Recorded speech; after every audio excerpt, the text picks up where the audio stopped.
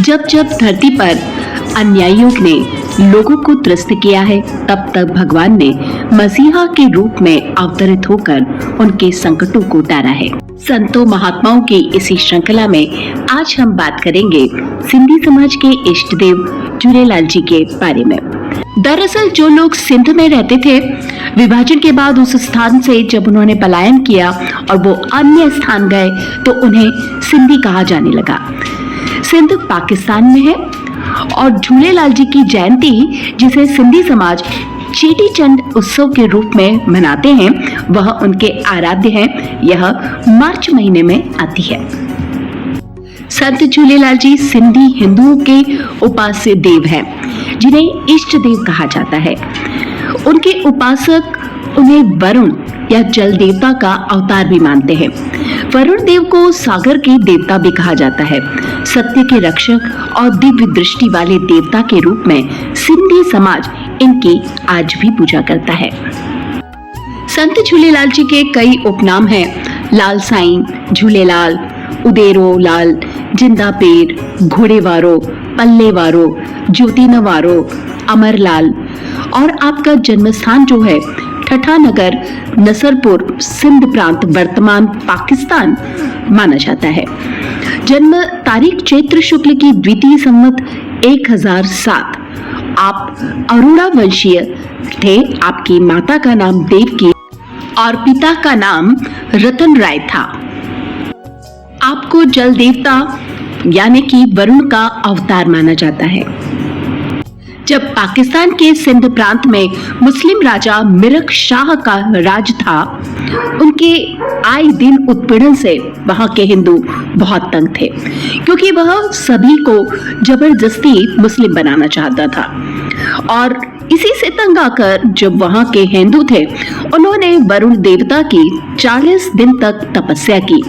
तब आकाशवाणी हुई और कहा गया कि संत झूलेलाल जी का जन्म माँ देवकी, पिता रतन राय जी के घर पर होगा। तो यही बात जाकर वहां के हिंदुओं ने बादशाह से कही कि वे उन्हें 7 दिनों का समय दें सोचने के लिए, क्योंकि उनके एक संत का जन्म 7 दिनों बाद होगा। इसके बाद वे मुस्लिम बन जाएंगे। ये बात सुनकर वहां का जो राजा था वह हंस दिया। 7 दिन का समय दे दिया। समय बीत गया और 7 दिन में झूलेलाल जी एक पूरे मानुष के रूप में जन्म ले चुके थे। उसके बाद झूलेलाल जी ने कहा, बादशाह को यह समझाया कि भाई तुम हिंदुओं को ना परेशान करो और धर्म के विरुद्ध कोई कार्य ना करो। बादशाह ने उल्टे झूलेलाल को ही लड़ने हेतु चुनौती दे दी। बादशाह उनके अलौकिक स्वरूप को देखकर तंग रह गए। उसने देखा कि झूलेलाल नीले घोड़े पर अपने साजो सामान सहित सुसज्जित है, पर बादशाह पर झूलेलाल जी की बातों का कोई असर नहीं हुआ। उसने संत झूलेलाल जी को कैद कर लिया। झूलेलाल ने जेल में कैद सभी हिंदुओं को आजाद कराया और स्वयं भी पुगर नाम के भक्त को लेकर नदी किनारे चले गए। क्षण भर में वहां सुंदर दिव्य मंदिर बना डाला, जिसमें सुंदर रत्न जड़ित हिंडोला झूला। उस झूले में संत झूलेलाल झूला झूल रहे थे।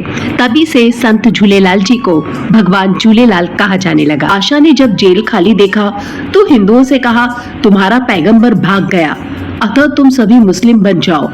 लोगों ने पुनः सिंधु नदी के तट पर जाकर देखा तो पाया कि झूलेलाल तो सोने के सिंहासन पर मखमली गद्दे पर विराजमान है। एक हाथ में धर्मध्वजा और दूसरे हाथ में गीता लेकर उसका पाठ कर रहे हैं। लोगों की भीड़ देखकर झूलेलाल जी ने कहा, जाओ अग्निदेव और पवनदेव शासक मिरक शाह के साम्राज्य को जला दो। और उसका असर होने लगा।